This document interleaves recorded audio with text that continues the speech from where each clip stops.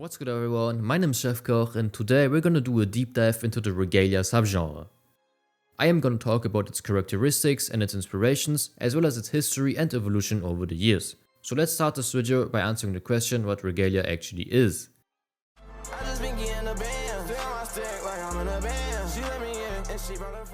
Regalia is a style of trap music that grew from the underground plugg community in 2020. The literal definition of regalia signifies emblems or insignia of royalty, especially the crown or scepter. So regalia basically is royal clothing and attire, which is very fitting since the genre is characterized by orchestral string arrangements, epic horn sections, dreamy piano passages, and cinematic trap percussion. Regalia production can be further distinguished by its use of glorious bells, brash cymbals, and triplet arranged percussion. So overall the sonority of the genre is very epic and angelic, so the name Regalia is very fitting. Another interesting aspect of Regalia is that the drums are slower than other underground genres, and the production generally sounds melancholic, but it can be uplifting as well, depending on how you use the strings and the horns. Either way, the major focus of Regalia lies in the melody, which is achieved through full string sections and angelic piano chord progressions. And these orchestral melodies behind the cinematic trap elements bring the listener into a whole new world, making them feel like they're in a movie trailer about an enchanted mystical kingdom that has taken over the world. This celestial and cinematic production provides a slate for artists to use emotive as well as heart-wrenching vocals, emphasizing the depth and artistry of the subgenre. Regalia music is sonically inspired by plugg, Asian rock, and the Chicago glow sound. Next to that, it takes direct inspiration from Japanese RPG franchises, mainly Final Fantasy and Kingdom Hearts. These uplifting and blissful soundtracks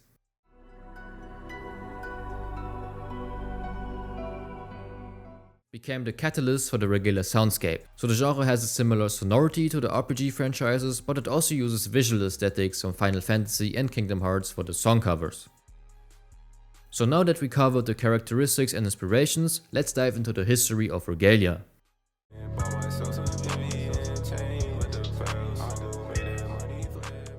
The genre's production style was pioneered by producers Royal Anthem, Reset, and Devstacks. The earliest Regalia song I could find was Trey Songz by Devstacks from August 2020. Next to that, the songs Legend by Rockstar Cliff from October 2020, as well as Hugo by Tian Di Corvo from June 2020 definitely have Regalia vibes as well. Moving on to 2021, this was the year that Regalia really became a sophisticated genre with its distinctive elements. Important projects from that period include Now They Know Us and Now They Know Us Too by Devstacks.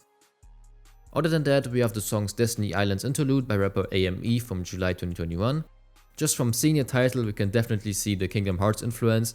And I also want to mention rapper Lil Josh. He had many Regalia tracks with Royal X Reset production on SoundCloud in 2021 as well. Coming back to AME, he started making Regalia songs in 2021 on SoundCloud, mostly produced by Royal, and then he dropped his mixtape At The Fore in February 2022 that included many Regalia anthems. But I also want to mention his single Gilly. This track has a way heavier bass line than previous Regalia songs, so we can witness a shift in the subgenre. Regalia was moving into a more upbeat and glorious direction in 2022.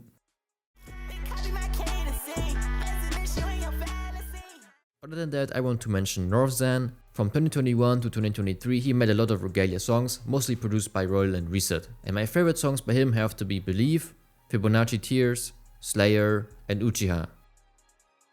Like I said before, in early 2022, Regalia songs started including heavier bass lines and faster drum patterns. We can witness this in the records of Devstacks, AME, and Northxan. So Regalia evolved from the initially ethereal and blissful sonority into a more epic and glorious sounding subgenre.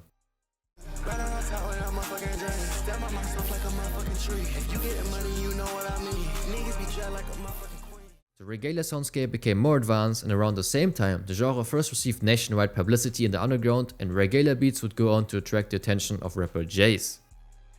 Jace is a very important figure in the Regalia soundscape. He calls himself the king of Regalia, though I'd personally say that title belongs to Devstacks, but nevertheless Jace heavily impacted and popularized the genre nationally and even internationally. Some of his most influential Regalia albums include Virtuous, Reverence, Demons 2, and Celestial 2. Next to that, I have to mention the EPs Untold Legacy and Final Fantasy The Finale, but Jace also made countless Regalia singles. This man really was on his Regalia grind in 2022. And my favorite song has to be Bit My Hand, which was produced by We Love You Ty, who also became an important producer for the Regalia sound in 2022. At this point, Regalia made a lot of buzz in the national underground, and other artists like Armani, I Love You Fall, Killbunk, Slayer, Slum Success, Soulja Bread, SGPUS, or Young Fazo tried themselves out in that emerging subgenre. Regalia would even attract attention in the mainstream, since a couple of Jace songs blew up on apps like TikTok, and even Lil Uzi Vert released a Regalia-inspired track in July 2022 titled Final Fantasy.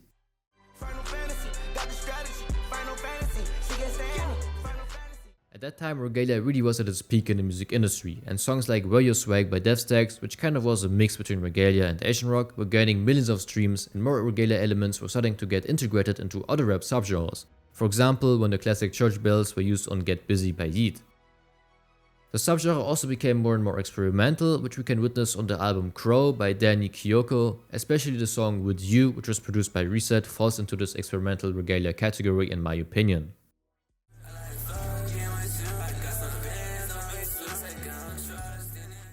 Next to that, Devstacks continued evolving the subgenre with his records in 2023. I especially need to mention Scriptures. It's one of the most important records for the subgenre and in my opinion the best Regalia album ever.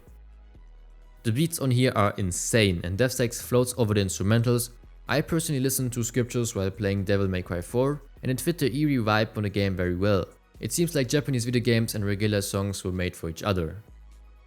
The Scriptures album also popularized a recurring theme, Christianity. The album is filled with faithful lyrics and overall it tries to fit into the Christian aesthetic, like we can see on the song Praise God.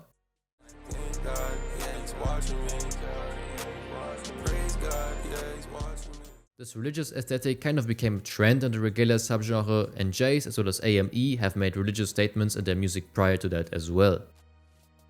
But coming back to Devstacks, I have to say that since almost all of his songs are self-produced, he really is an essential figure for the Regalia scene and he keeps the subgenre alive. So now let's discuss where Regalia actually is today.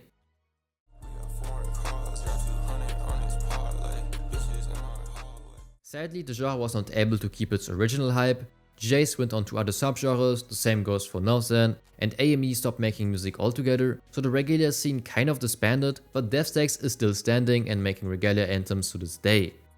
As an example, we have Parlay with Swapper. What we can witness on here is that the song has a way faster pace than classic Regalia records, so Devstacks is once again evolving the soundscape of Regalia with his avant-garde production. Another rapper that has been keeping the Regalia sound alive is Lil Josh. He released 2 Regalia projects, Elegance in 2023 and Realization in 2024, so the genre is not totally dead, and since it never went completely mainstream, it still has potential to become big again, because the soundscape really is unique and still kind of underrated in my opinion. I hope that with this video I'll motivate some of you to re-listen to this blissful subgenre. Regalia really is amazing and it deserves more recognition in the industry. With that being said, thank you so much for watching the video till the end. Leave a like if you enjoyed this documentary and don't forget to subscribe to the channel so we can hit 1000 subscribers. Cheers!